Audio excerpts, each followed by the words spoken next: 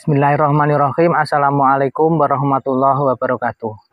Alhamdulillahirabbil alamin wassalatu wassalamu ala Rasulillah la haula wala quwata illa billah amma ba'du. Saudaraku yang berbahagia yang dirahmati Allah Subhanahu wa taala. Belajar hari ini bertema kemuliaan surat Al-Fatihah. Abu Sa'id Rafi bin Al-Mu'allah radhiyallahu anhu berkata, Rasulullah Shallallahu alaihi wasallam berkata padaku, maukah aku ajarkan engkau surat yang paling mulia dalam Al-Quran sebelum engkau keluar masjid?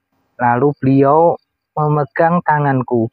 Maka ketika kami hendak keluar, aku berkata, wahai Rasulullah, sesungguhnya engkau mengatakan, aku akan mengajarkanmu surat yang paling agung dalam Al-Quran.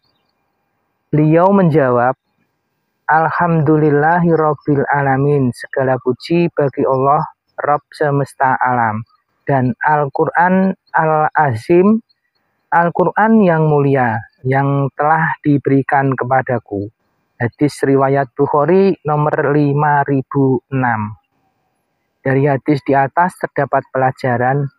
Pertama, surat Al-Fatihah disebut dengan Ummul Quran. Yang namanya Ummu berarti induk atau ibu. Induk berarti tempat rujukan segala sesuatu, karena seseorang anak kalau merengek atau menangis pasti yang dicari adalah ibunya atau induknya. Kedua, surat Al-Fatihah sangat istimewa sebab surat ini merangkum semua isi Al-Quran. Sedangkan Al-Quran memuat semua isi kitab samawi yang diturunkan kepada nabi-nabi sebelumnya. Ketiga, surat Al-Fatihah disebut pula as-salah, karena sholat tidaklah sah kecuali dengan Al-Fatihah. Rasulullah Shallallahu alaihi wasallam bersabda, tidak ada sholat bagi orang yang tidak membaca Fatihatul Kitab atau Al-Fatihah. Hadis riwayat Bukhari nomor 756. Dan Muslim nomor 394.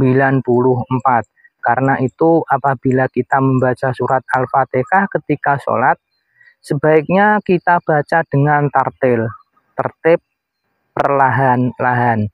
Sebab ada jeda antara satu ayat ke ayat lainnya. Dipergunakan Allah untuk menjawab bacaan kita, sehingga terjadi dialog dengan Allah melalui bacaan surat Al-Fatihah.